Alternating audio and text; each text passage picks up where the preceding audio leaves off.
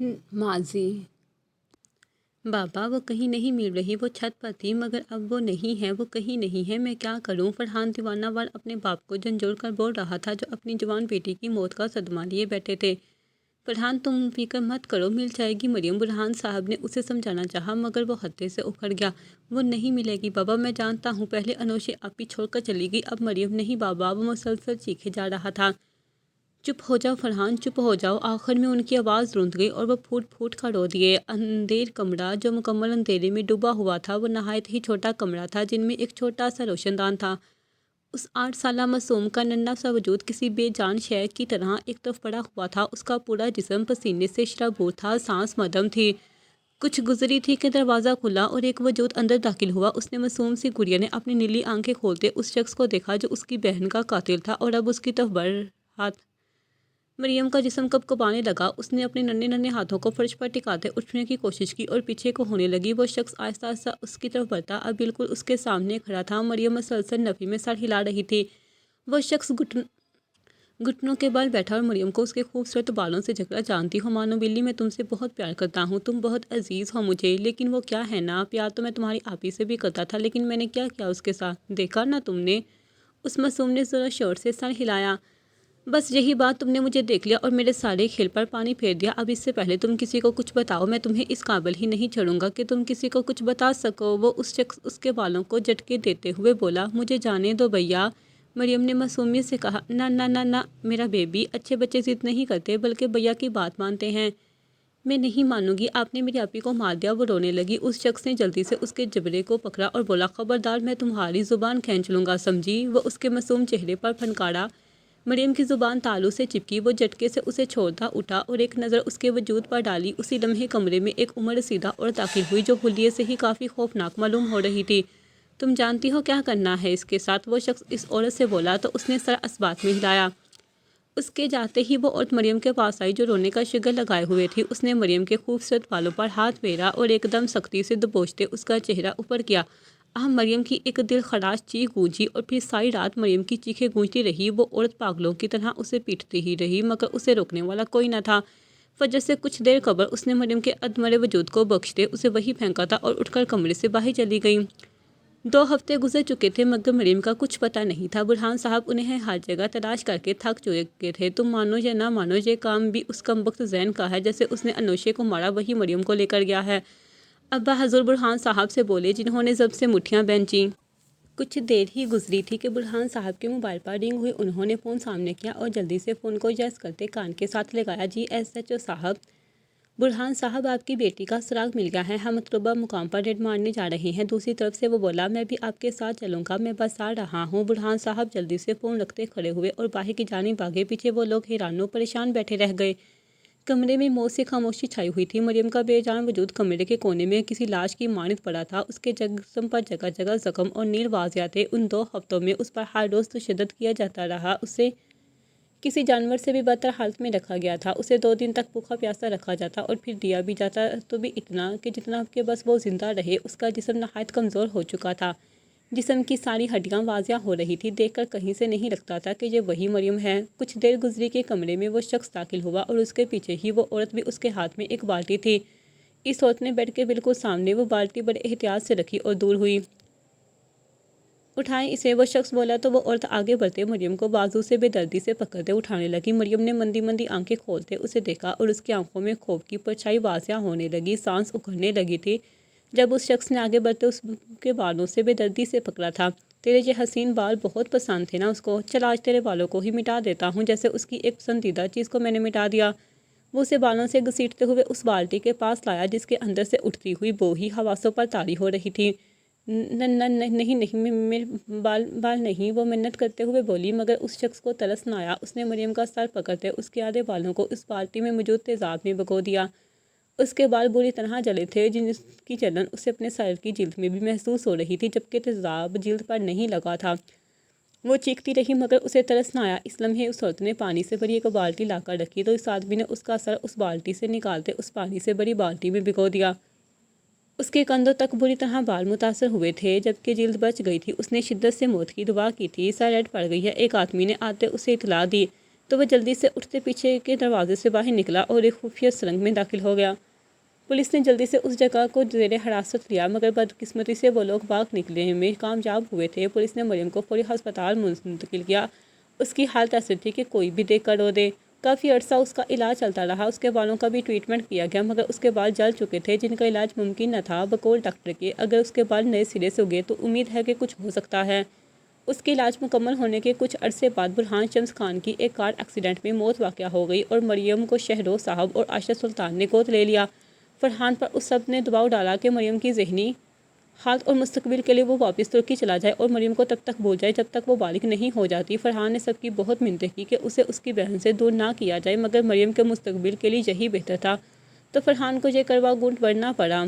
شہروز صاحب اور عائشہ سلطان کے مریم کو گود لینے کے بعد کچھ عرصہ اس کی برین واشنگ چلتی رہی، جس کے دوران ہی ایک نیا انکشاف ہوا کہ مریم کو استھما کا اٹیک ہوا تھا۔ شاید یہ تب کی بات تھی جب وہ اس درندے کی قید میں تھی، مگر اس کے علاج کے دوران ڈاکٹرز کو یہ بات معلوم نہ ہوئی۔ ڈاکٹرز کے مشورے پر اس کی برین واشنگ روک دی گئی اور کچھ عرصہ اس کے استھما کا علاج چلتا رہا اور پھر اس کی سانسیں اس بے جان انہیلر کی مقروض ہو گئیں۔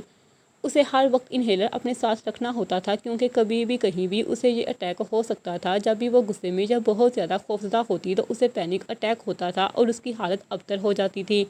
شہروز صاحب اور عائشہ سلطان نے اسے بالکل اپنی بیٹیوں کی طرح پالا۔ بلاج اور حاتم بھی اسے اپنی بہنوں کی طرح ہی پیار کرتے تھے۔ حاتم کو تو معلوم ہی نہ تھا کہ وہ اس کی سگی بہن نہیں ہے، وہ بچپن سے یہی سمجھتا تھا کہ مریم اس کی سگی بہن ہے۔ ماضی کا وہ ادھورا باب 15 سال قبل وہی شمس پیلس کی دورے دیوار میں دفن کر دیا گیا تھا۔ شمس پیلس رازوں کا مدفن، ہاں وہی۔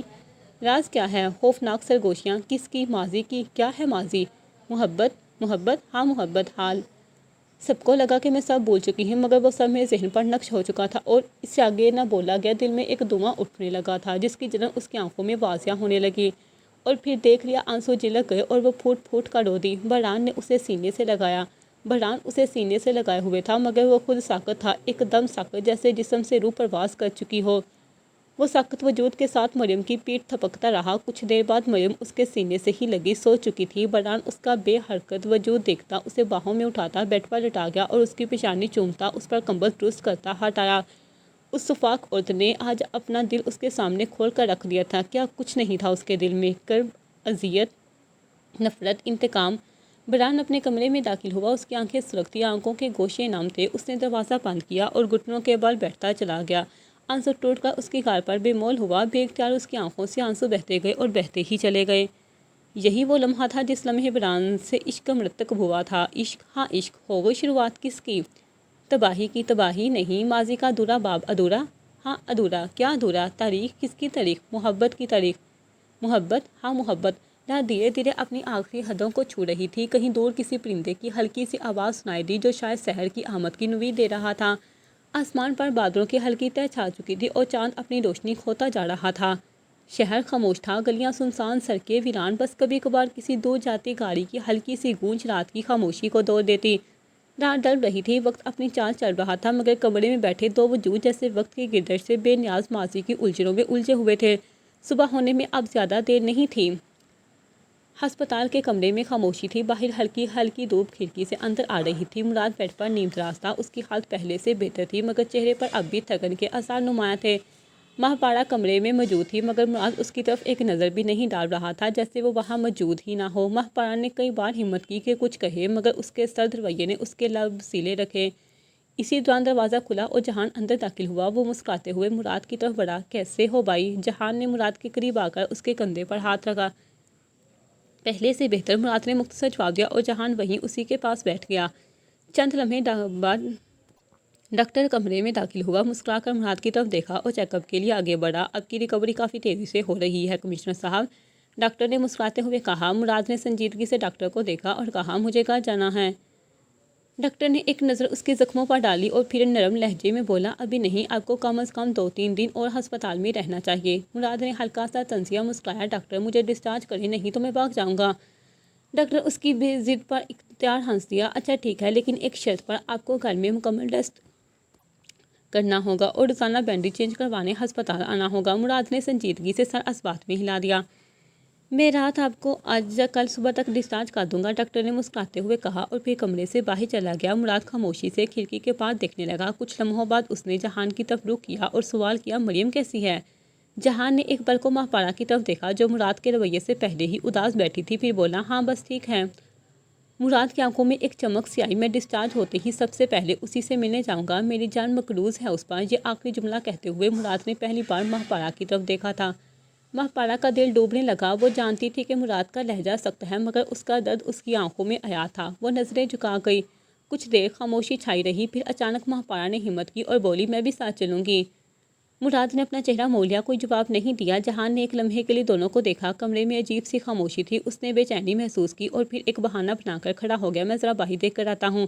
وہ باہر نکلنے لگا، مگر پیچھے سے ماہپارہ اس کے پیچھے لپکی۔ جہان، ماہپارہ نے آہستہ سے پکارا۔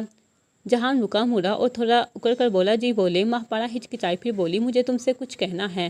جہان نے دلچسپی ظاہر کرتے ہوئے بازو باندھ لیے، سن رہا ہوں۔ ماہپارہ نے گہری سانس لی اور بولی، جس دن مراد پر حملہ ہوا تھا اس دن صبح مریم کاڈا بے مینشن آئی تھی۔ جہان نے فوراً اس کی بات کاٹ دی، دیکھیے میں مریم کے خلاف کوئی بات نہیں سنوں گا۔ ماہپارہ نے جلدی سے نفی میں سر ہلایا، نہیں، تم پہلے میری پوری بات سنو۔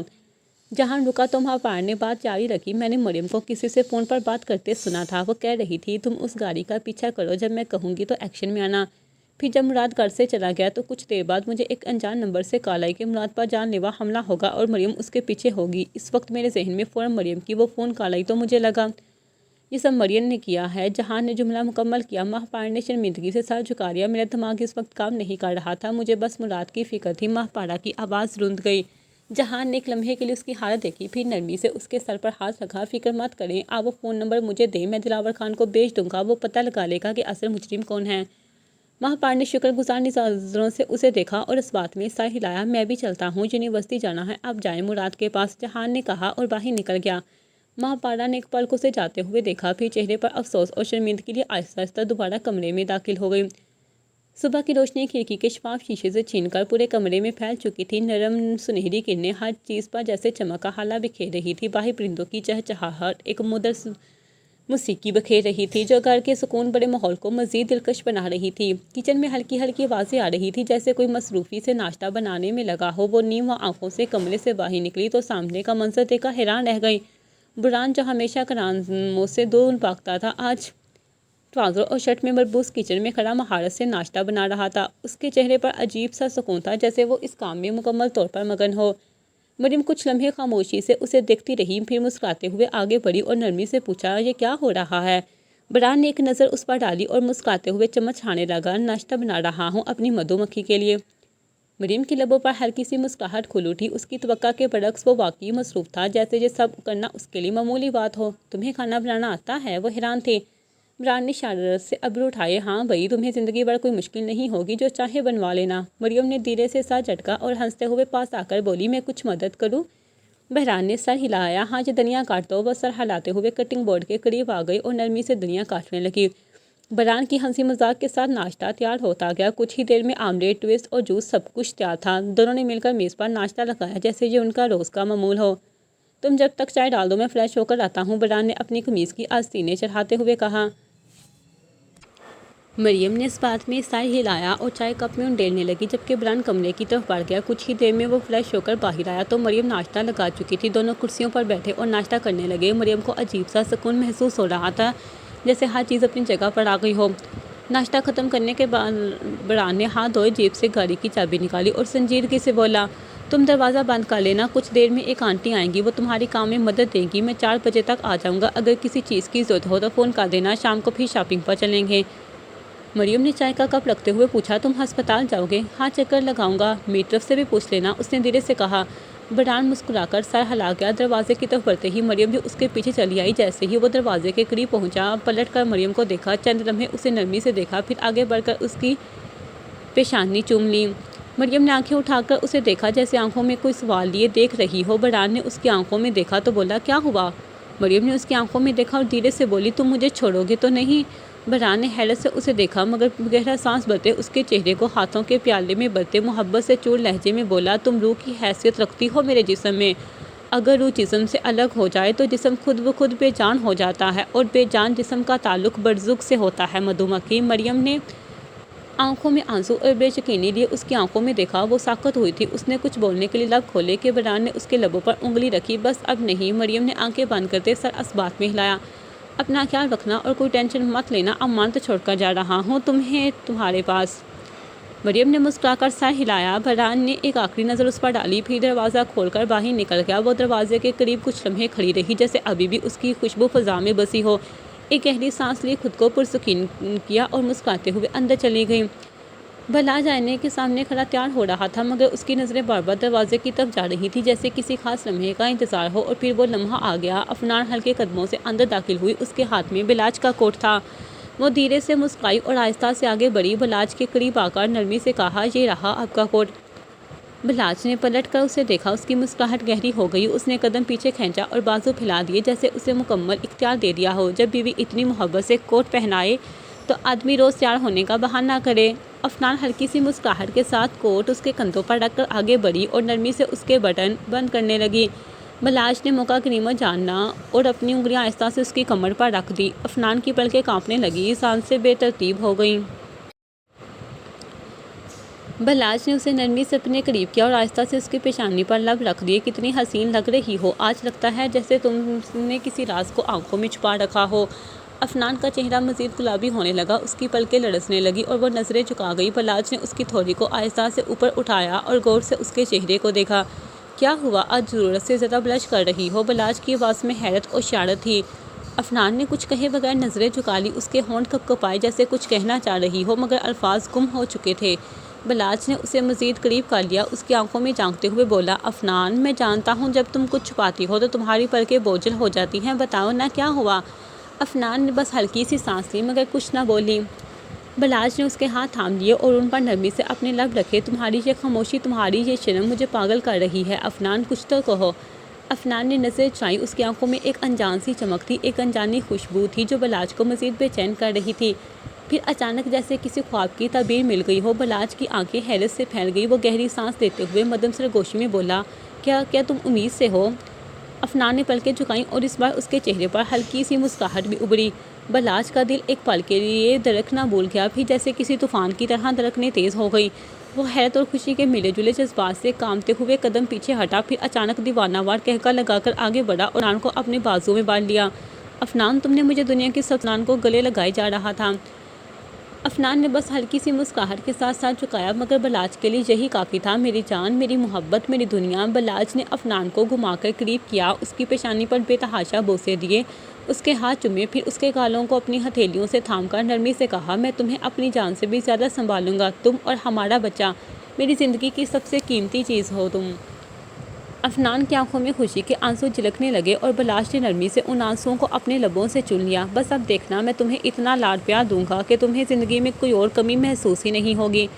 افنان نے ہلکی سی ہنسی کے ساتھ سر جھکایا اور بلاج نے اسے ایک آخری بار اپنے دل سے لگا لیا، جیسے ہمیشہ کے لیے اس کی خوشی کو اپنے وجود کا حصہ بنا رہا ہو۔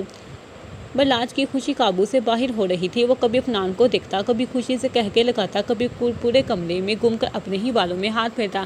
اللہ، میں باپ بننے والا ہوں، میں باپ بننے والا ہوں۔ وہ بار بار یہی الفاظ دہرا رہا تھا، جیسے اسے یقین نہ آ رہا ہو۔ افنان ایک طرف کھڑی شرم سے پلکیں جھکائے بس اس کے دیوانہ پن کو دیکھ رہی تھی۔ اس کے چہرے پر حیا کی سرخی تھی، دل کی دھڑکن تیز تھی، مگر بلاج کی خوشی دیکھ کر اس کے لبوں پر بھی مسکراہٹ تھی۔ بلاج کی خوشی اور چیخ و پکار پورے گھر کو ہلا کر رکھ دیا تھا۔ کچھ ہی لمحوں میں دروازے پر تیز نوک ہوئی اور اگلے ہی لمحے دروازہ کھلا۔ عائشہ سلطان دنین اور دلان حیرانی سے اندر داخل ہوئے۔ عائشہ سلطان کی پیشانی پر شکلیں نمودار ہوئی۔ انہوں نے گھبرا کر بلاج کو دیکھا، جو پاگلوں کی طرح خوشی سے جھوم رہا تھا۔ بیٹا، یہ کیا ہو رہا ہے؟ تم پاگلوں کی طرح کیوں چیخ رہے ہو؟ پورا گھر سر پر اٹھا لیا ہے؟ عائشہ سلطان نے فکر مندی سے پوچھا۔ بلاج نے فوراً خود کو سنبھالنے کی کوشش کی، مگر خوشی اتنی زیادہ تھی کہ وہ خود کو روک ہی نہیں پا رہا تھا۔ وہ کبھی ہنستا، کبھی افنان کی طرف دیکھتا، کبھی اپنی پیشانی پر ہاتھ رکھ کر حیرانگی سے کھڑا ہو جاتا۔ افنان نے شرم سے فوراً نظریں جھکا لی، اس کا چہرہ گلابی ہو چکا تھا۔ دلان اور دنین ایک دوسرے کو حیرت سے دیکھتے ہوئے آہستہ سے افنان کے قریب آئے اور گردن ہلا کر اشاروں میں پوچھنے لگے، کیا ماجرا ہے، کیا ہو رہا ہے؟ افنان نے بس ہلکی سی مسکراہٹ کے ساتھ سر جھکا لیا، جیسے کچھ کہنے کی ہمت نہ ہو۔ بلاج نے فوراً عائشہ سلطان کی طرف قدم بڑھائے، ان کا چہرہ اپنے ہاتھوں کے پیالے میں بھرتے ہوئے محبت سے بولا، مما، آپ دادی بننے والی ہیں۔ چند لمحے کے لیے جیسے وقت رک گیا۔ عائشہ سلطان نے حیرت سے اسے دیکھا، جیسے ان کے دماغ نے بلاج کی بات کو سنا ہی نہ ہو۔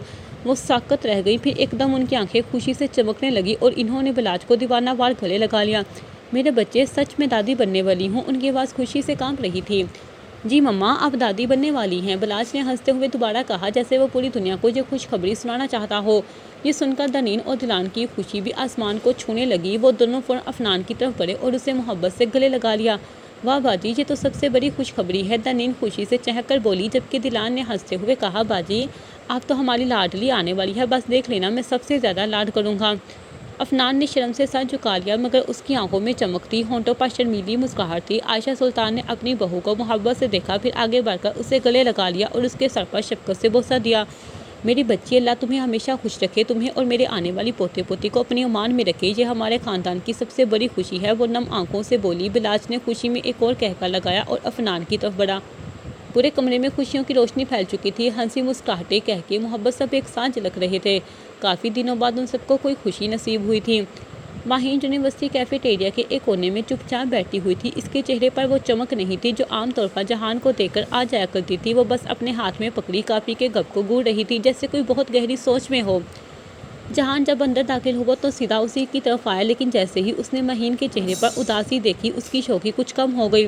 وہ کرسی کھینچ کر اس کے سامنے بیٹھا اور کہنی میز پر رکھ کر سنجیدگی سے بولا، کیا ہوا؟ آج میرے آنے پر وہ شوق مسکراہٹ کہاں گئی؟ ماہین نے گہرا سانس لیا، نظریں اب بھی نیچے تھی۔ کچھ نہیں، بس ایسے ہی۔ جہان نے آنکھیں تنگ کرتے ہوئے اسے غور سے دیکھا۔ ماہین، مجھے پتا ہے جب تم ایسے ہی کہتی ہو تب ہی کچھ گڑبڑ ہوتی ہے۔ ماہین نے مشکل مسکرا کر کہا، پھر وہی بدتمیزی۔ جہان نے ہلکا سا مسکراتے ہوئے ہاتھ بڑھایا اور اس کے کافی کے کپ پر انگلی ماری۔ اب بولو کیا ہوا؟ ماہین نے ایک لمحے کے لیے گہری سانس لی اور پھر آہستہ آواز میں بولی، بھائی نے پھر منع کر دیا ہے کہ میں تمہارے ساتھ نہ آؤں جاؤں، کہہ رہے تھے کہ اگر اب میں تمہارے ساتھ دیکھی گئی تو وہ مجھ سے سخت ناراض ہو جائیں گے۔ جہان کی مسکراہٹ دھیرے دھیرے مدھم پڑ گئی۔ وہ خاموشی سے اسے دیکھتا رہا، جیسے کچھ سوچ رہا ہو، پھر وہ کرسی کی پشت سے ٹیک لگا کر بولا، تو یہ بات ہے۔ ماہین نے ہلکی سی ہنسی کے ساتھ ساتھ جھٹکا، لیکن آنکھوں میں نمی تھی۔ میں جانتی ہوں کہ تم اب کہو گے کہ میں ان سب باتوں کی پرواہ نہیں کرنی چاہیے، لیکن جہان، وہ میرے بھائی ہیں اور میں ان کی عزت کرنا چاہتی ہوں۔ جہان نے کوئی جواب نہیں دیا، وہ بس میز پر انگلیاں بچاتا رہا، جیسے کسی نامکمل دھن کو ترتیب دے رہا ہو۔ ماہین نے بے چینی سے اسے دیکھا، کچھ تو کہو۔ جہان نے ایک لمبا سانس لیا اور ہلکی مسکراہٹ کے ساتھ ساتھ جھٹک دیا، پتہ ہے ماہین، کبھی کبھی زندگی میں ایسی باتیں آ جاتی ہیں جن پر ہمارا کوئی اختیار نہیں ہوتا، لیکن ہاں، میں یہ ضرور کہوں گا کہ تم جو کر رہی ہو وہ غلط نہیں ہے۔ بھائیوں کی عزت کرنا اچھی بات ہے، مگر وہ ایک لمحے کو رکا، جیسے الفاظ چن رہا ہو، اور پھر بولا، مگر کچھ رشتے خون کے نہیں دل کے بھی ہوتے ہیں اور ان رشتوں کا بھی خیال رکھنا پڑتا ہے۔ ماہین نے نم آنکھوں سے مسکرا کر سا ہلایا، تم ہمیشہ باتوں کو اتنا گہرا کیوں بنا دیتے ہو؟ جہان نے کندھے اچکائے، کیونکہ گہری باتیں ہی زیادہ یاد رہتی ہیں۔ دونوں چند لمحے خاموش رہے، پھر جیسے ایک دوسرے کی آنکھوں میں جواب ڈھونڈ رہے ہوں۔ پھر اچانک جہان نے اپنی گھڑی پر نظر ڈالی، میز سے موبائل اٹھایا اور بنا کچھ کہے کھڑا ہو گیا۔ ماہین نے چونک کر اسے دیکھا، کہاں جا رہے ہو؟ جہان نے کچھ نہیں کہا، وہ بس ایک بار اسے دیکھتا رہا، پھر دھیرے سے مسکرا کر بولا، کبھی کبھی خاموشی سب سے زیادہ بولتی ہے ماہین۔ یہ کہہ کر وہ پلٹ کر کیفے سے باہر نکل گیا۔ ماہین کی نظریں اسے جاتے ہوئے دیکھتی رہی، جیسے وہ کچھ کہنا چاہتی ہو، روکنا چاہتی ہو، مگر الفاظ ساتھ چھوڑ گئے تھے۔ کمرے میں ہلکی مدھم روشنی تھی، دیوار پر لگا کالولا رات کے 11 بجا چکا تھا۔ پورے کمرے میں گہری خاموشی کا راج تھا۔ بیڈ پر مراد سکون سے بیٹھا ہوا تھا، موبائل ہاتھ میں تھا اور وہ پوری سنجیدگی سے اپنی ای میلز چیک کر رہا تھا۔ اس کا چہرہ بے تاثر تھا، جیسے اس کے ارد گرد کے ماحول سے اسے کوئی احساس نہ ہو۔ دوسری طرف ماں پارا صوفے پر ترچھی بیٹھی تھی، اس کی نظریں جھکی ہوئی تھی، جیسے وہ کسی گہری سوچ میں گم ہو۔ دونوں کے درمیان خاموشی کی دیوار حائل تھی، ایک ایسی خاموشی جو لفظوں سے زیادہ وزنی لگ رہی تھی۔ اچانک ماں پارا کو دل میں عجیب سا بوجھ محسوس ہوا۔ اس نے گھبرا کر ہاتھ پیٹ پر رکھا، طبیعت یکدم خراب محسوس ہوئی، جیسے سینے میں گھٹن ہو رہی ہو۔ سانس لینا مشکل لگنے لگا اور پھر یکدم معدے میں مروڑ سا اٹھا۔ وہ ایک جھٹکے سے اٹھی اور تیزی سے واش روم کی طرف بھاگی۔ مراد نے اچانک اسے یوں بے اختیار بھاگتے دیکھا تو اس کے ماتھے پر شکنیں ابھری۔ پہلے وہ حیران ہوا، پھر پریشان۔ اس کے دل میں ایک لمحے کو بے چینی سی دوڑ گئی، مگر وہ خاموشی سے اسے جاتا دیکھتا رہا۔ اسی لمحے کمرے کا دروازہ کھلا اور فاطمہ سلطان اندر داخل ہوئی۔ ان کی نظر سیدھا مراد پر پڑی، جو اب بھی موبائل ہاتھ میں لیے الجھن میں مبتلا نظر آ رہا تھا۔ کیسا محسوس کر رہے ہو بیٹا؟ فاطمہ بیگم نرمی سے پوچھا، مگر اسی وقت واش روم سے آواز آئی جیسے کسی نے کچھ گرایا ہو۔ فاطمہ بیگم فوراً چونکی اور پریشانی سے واش روم کی طرف بھاگی۔ ماں پارا بیٹا، تم ٹھیک ہو؟ انہوں نے دروازہ بجایا۔ چند لمحوں بعد دروازہ آہستہ سے کھلا اور ماں پارا باہر نکلی۔ اس کا چہرہ زرد پڑ چکا تھا، ہونٹ خشک تھے اور آنکھوں میں تھکن واضح تھی۔ کیا ہوا ہے بیٹا؟ فاطمہ بیگم نے فکر مندی سے اس کے چہرے کو دیکھتے ہوئے پوچھا۔ مہپال نے سر جھکا لیا اور زبردستی مسکراتے ہوئے بولی، کچھ نہیں، بس جو ہی طبیعت خراب ہو گئی تھی۔ بیٹا ڈاکٹر کو چیک کروا لو، یہ کوئی عام بات نہیں لگ رہی۔ مہپال نے فوراً نفی میں سا ہلایا، نہیں کچھ نہیں ہوا، میں ٹھیک ہوں۔ فاطمہ بیگم نے بے یقینی سے اسے دیکھا مگر زیادہ زور نہ دیا۔ مراد اب بھی خاموش تھا، اس کی نظریں موبائل کی سکرین پر تھی مگر اس کی توجہ اب کہیں اور تھی۔ وہ بظاہر لا تعلق لگ رہا تھا مگر اس کی آنکھوں میں ہلکی سی الجھن تھی۔ کمرے میں ایک بار پھر خاموشی چھا گئی مگر اس کی خاموشی میں اب کئی سوال گونج رہے تھے۔ بلاش ناشتے کے بعد مٹھائی کھاتے ہوئے گاڑی کی چابی اٹھا کر دروازے کی طرف بڑھا ہی تھا کہ پیچھے سے دنین کی آواز آئی، بلاش بھائی۔ بلاش رک کر پلٹا، مسکراتے ہوئے بولا، جی گڑیا کیا بات ہے؟ دنین تھوڑا جھجک کر آگے بڑھی، بھائی آپ کو زینب یاد ہے، میری دوست جو شادی میں بھی آئی تھی؟ بلاش نے کچھ لمحے سوچا اور پھر بولا، ہاں یاد ہے، کیوں کیا ہوا؟ دنین کے چہرے پر فکر کے آثار نمایاں ہیں، بھائی وہ 2 ہفتے سے یونیورسٹی نہیں آئی، نہ اس کا فون لگ رہا ہے اور نہ ہی وہ اپنے گھر پر ہے۔ بلاش نے بمیں سکیڑتے ہوئے کہا، ہو سکتا ہے کسی کام سے کہیں گئی ہو یا پھر کوئی فیملی ایمرجنسی ہو۔ اس کے گھر والوں سے بات کی؟ دنین نے جلدی سے نفی میں سر ہلایا، بھائی یہی مسئلہ ہے کہ اس کے گھر والے بھی غائب ہیں، ان کے گھر پر تالا لگا ہوا ہے، محلے والے بھی کچھ نہیں جانتے کہ وہ کہاں چلے گئے۔ بلاش کے چہرے پر ایک لمحے کے لیے حیرانی ابھری، پھر وہ سنجیدہ ہو گیا، یہ تو واقعی عجیب بات ہے، 1-2 دن کی بات ہوتی تو سمجھ آتی مگر پورے 2 ہفتے اور کوئی خبر بھی نہیں۔ دنین بے چینی سے بولی، ہاں بھائی میرا دل کہہ رہا ہے بہت کچھ غلط ہو رہا ہے، زینب کبھی بغیر جو غائب نہیں ہوتی اور اس کے گھر والوں کا بھی کوئی سراغ نہیں ہے۔ بلاش نے گہری سانس لی اور سوچتے ہوئے کہا، یہ معمولی بات نہیں لگ رہی، میں کچھ پتہ کرواتا ہوں۔ پولیس میں رپورٹ درج کرائی کسی نے؟ دنین نے افسردگی سے کہا، اس کے کچھ رشتہ داروں نے کوشش کی تھی مگر پولیس کہہ رہی ہے کہ جب تک کوئی ثبوت نہ ہو وہ کچھ نہیں کر سکتے۔ بلاش نے تسلی دیتے ہوئے اس کے کندھے پر ہاتھ رکھا، پریشان مت ہو گڑیا، میں خود پتہ کروں گا کہ زینب اور اس کے گھر والے کہاں گئے، تم فکر نہ کرو، تمہارا بھائی سب سنبھال لے گا۔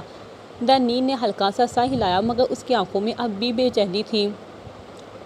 مریم لاؤنج میں صوفے پر بیٹھی کتاب کی صفحات پلٹ رہی تھی، اس کی نظریں الفاظ پر جمی تھیں لیکن اس کا دھیان کہیں اور تھا۔ وہ جانتی تھی کہ برہان کسی بھی لمحے گھر لوٹ آئے گا اور عجیب بات تھی کہ اب اسے اس کا انتظار اچھا لگنے لگا تھا۔ دروازے کے کھلنے کی آواز آئی اور جیسے ہی برہان اندر داخل ہوا مریم نے ایک نظر اٹھا کر دیکھا، وہ ہمیشہ کی طرح پرسکون اور خوش مزاج نظر آ رہا تھا۔ اس کے ہاتھ میں ایک بیگ بھی تھا۔ وہ سیدھا مریم کے پاس آیا اور بنا کچھ کہے کتاب اس کے ہاتھ سے لے لی۔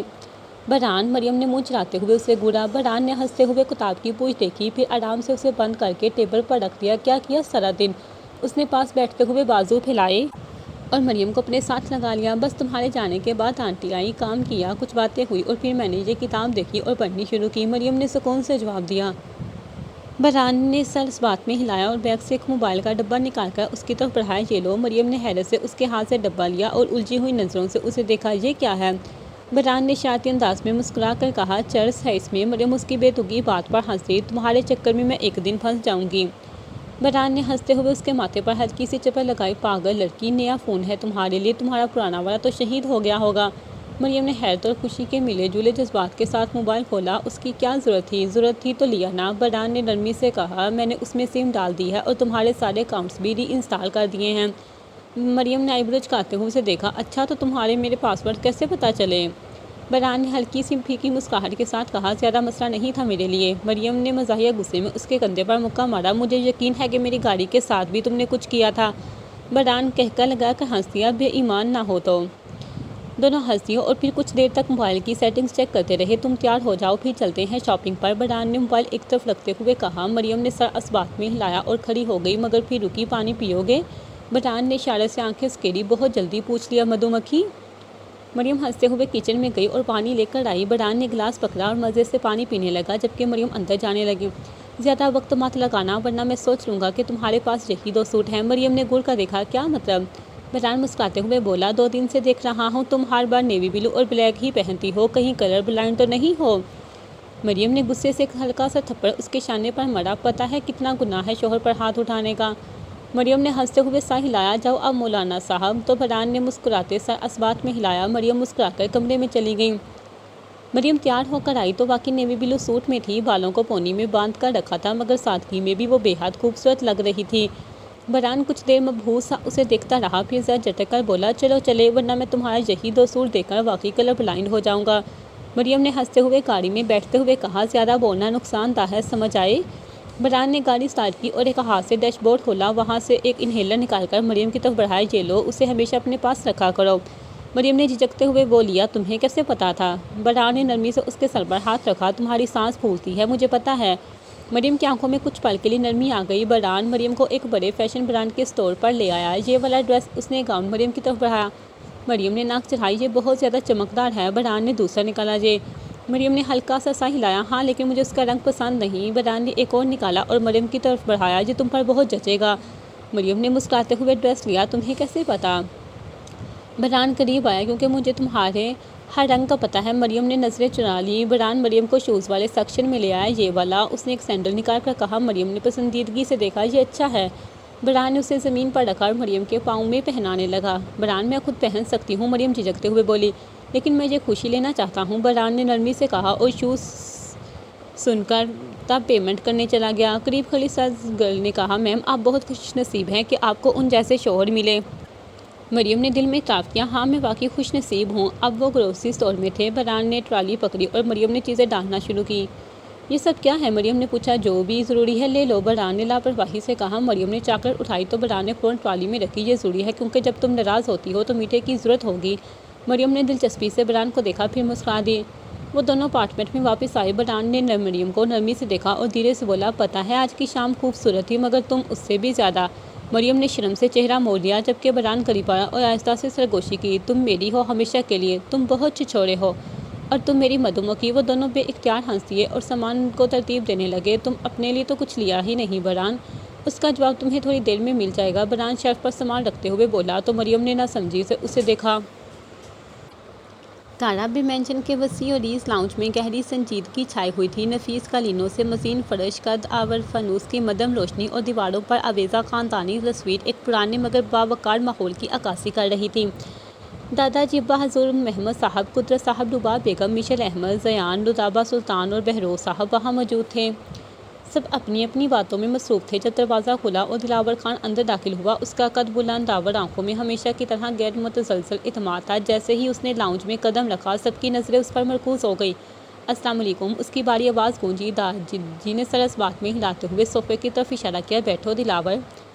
دلاور خان آہستہ سے صوفے پر بیٹھا، مشنک نظر اس پر ڈالی، پھر خاموشی سے وہاں سے اٹھ کر چلی گئی، مگر وہ لاؤنج کے قریب ہی رکی، جیسے کچھ سننا چاہتی ہو۔ دلاور خان نے گہری سانس لی اور بولا، مبارک ہو آپ سب کو، مراد کو ہوش آ گیا ہے۔ یہ سنتے ہی سب کے تاثرات بدلے، کچھ نے سکا سانس لیا، کچھ نے حیرت سے ایک دوسرے کی طرف دیکھا۔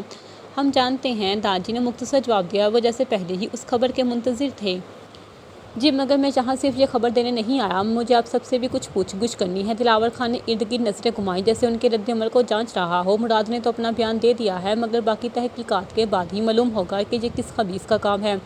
یہ سنتے ہی سب چونک گئے۔ احمد، جو ہمیشہ سنجیدہ موضوعات میں دلچسپی لیتا تھا، بظاہر بے نیازی سے جان بوجھ کر بولا، مراد نے کیا بیان دیا ہے؟ دلاور خان نے ایک لمحے کے لیے توقف کیا، جیسے اپنے الفاظ کو توڑ رہا ہو، پھر گہری آواز میں بولا، مراد نے بیان دیا ہے کہ اس پر کچھ نامعلوم افراد نے حملہ کیا تھا اور اس نے نظریں سب پر دورائیں۔ مریم سلطان نے اپنی جان پر کھیل کر اس کی جان بچائی۔ یہ جملہ سنتے ہی لاؤنج میں خاموشی چھا گئی۔ مریم، رتابہ بیگم کے لبوں سے بے ساختہ نکلا۔ ہاں مریم، دلاور خان نے سر ہلایا۔ اس شخص نے مریم کی عزت پر وار کرنے کی کوشش کی، خوف سے اسے پینک اٹیک بھی ہوا، شدید زخمی ہاتھ میں اس ہمت نہیں ہاری اور مراد کو ہسپتال پہنچایا۔ سب کے چہرے حیرت اور شرمندگی کے ملے جلے تاثرات سے بھر گئے۔ رتابہ سلطان کی آنکھوں میں وہ منظر گم گیا جب انہوں نے مریم کو سخت الفاظ میں کوسا تھا، جب اسے گڑھ سے دھتکارا تھا۔ احمد دلچسپی سے سب کے چہرے کے بدلتے رنگ دیکھ رہا تھا، پھر خاموشی چھائی رہی، پھر وہ بولا، ویسے تو یہ اب سب کا ذاتی معاملہ ہے، مگر میں بس اتنا کہوں گا کہ مریم کے ساتھ بہت زیادتی ہوئی ہے۔ وہ جس قدر بے قصور تھی اتنی ہی مظلوم بھی۔ باقی کی تحقیقات کے بعد اصل مجرم کا پتہ چل جائے گا۔ پتہ چلوانے کی کیا ضرورت ہے؟ زیان، جو اب تک خاموش بیٹھا تھا، اچانک بول اٹھا، ہم سب جانتے ہیں کہ مجرم اور کون ہو سکتا ہے۔ سب نے حیرانی سے زیان کی طرف دیکھا۔ اب کس کی بات کر رہے ہیں زیان صاحب؟ دلاور خان نے ابرو چڑھاتے ہوئے سنجیدگی سے پوچھا۔ زیان نے سیدھا ہوتے ہوئے سنجیدگی سے کہا، میں زین شمس خان کی بات کر رہا ہوں۔ یہ نام سنتے ہی کمرے میں ایک سرد ہوا چلنے کا احساس ہوا، سب کو جیسے کسی نے حقیقت کے آئینے میں جھانکنے پر مجبور کر دیا ہو۔ پہلے تو سب حیران ہوئے، مگر پھر ایک ایک کر کے سر ہلانے لگے۔ دلاور خان نے سنجیدگی سے کہا، یہ تو مکمل تحقیقات کے بعد ہی ثابت ہوگا کہ مجرم کون ہے۔ وہ یہ کہتے ہوئے اٹھ کھڑا ہوا۔ ابھی وہ جا ہی رہا تھا کہ پیچھے سے محمد صاحب کی بھاری مگر افسردہ آواز ابھری۔ بہت زیادتی کی ہے اپنے سب نے اس بچی کے ساتھ، سب نے شرمندگی سے نظریں چکا لی۔ محمد صاحب اٹھ کر چلے گئے، ان سب کے پیچھے رباب بیگم بھی خاموشی سے چلتی۔ کچھ لمحے بعد احمد بھی لاؤنج سے اٹھ گیا۔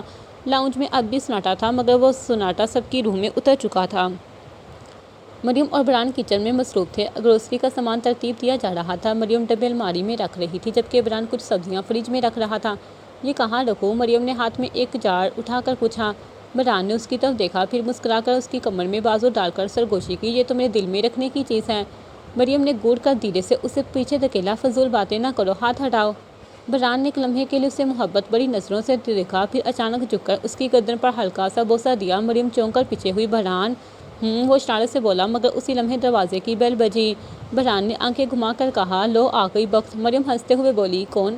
برہان نے کندھے اچکاتے ہوئے کہا، ابھی کہا تو تھا، آ گیا تمہارا جواب۔ مریم نے نہ سمجھی سے سر جھٹک دیا، جبکہ برہان دروازے کی طرف بڑھا۔ جیسے ہی دروازہ کھلا، جہان دلدے سے اندر داخل ہوا۔ کیسی ہو مدھو بھابھی؟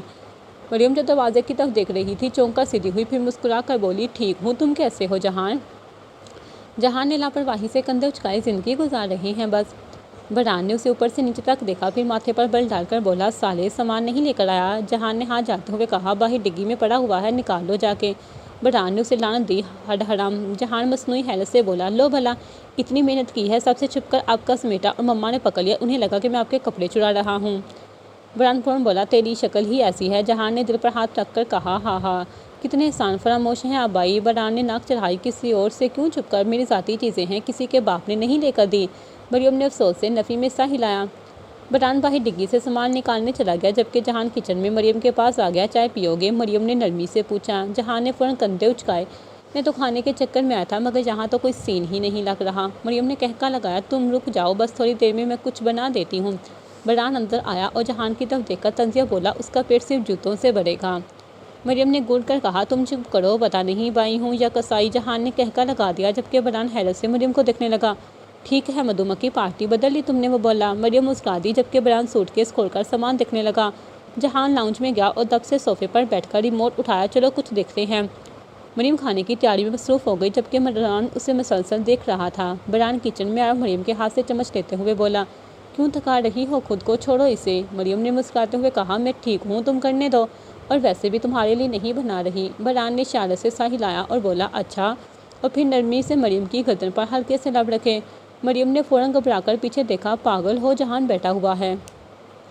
برہان نے کندھے اچکائے تو مریم نے اسے دھکا دے کر پیچھے کیا اور دوبارہ کھانے میں لگ گئی۔ جہان ماہی کو ساتھ کیوں نہیں لائے؟ مریم نے پوچھا۔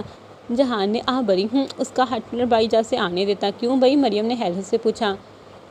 جہان نے ریموٹ پھینکا اور دوبارہ کچن میں آ گیا، پتہ نہیں کیا مسئلہ ہے ان کا۔ ماہین نے کہا کہ حنان بھائی نے سختی سے منع کر دیا ہے کہ وہ میرے ساتھ آئندہ دیکھے گی تو وہ اس سے ناراض ہو جائیں گے۔ اور مریم نے افسوس سے کہا، تو کیا کرو گے؟ جہان نے مایوسی سے کہا، ظاہر سی بات ہے، ملنا جلنا ختم۔ مریم نے اس کا حوصلہ بڑھایا تو جہان نے موضوع بدلتے ہوئے کہا، کیا بنا رہی ہو؟ برہان نے دور سے پاپ کارن کھاتے ہوئے چلایا، تیرا سر۔ مریم نے گھور کر دیکھا، برہان۔ جہان نے برہان کو دیکھتے کالر جاڑے، جبکہ برہان نے آنکھیں گھمائی، پاستا بنا رہی ہوں، مریم نے کہا۔ جہان نے آنکھیں چمکاتے ہوئے کہا، او نائس۔ وہ دوبارہ لاؤنج میں جا بیٹھا، جبکہ برہان مسلسل مریم کو دیکھ رہا تھا، جو اپنی دھن میں کھانے کی تیاری کر رہی تھی۔ جاری ہے۔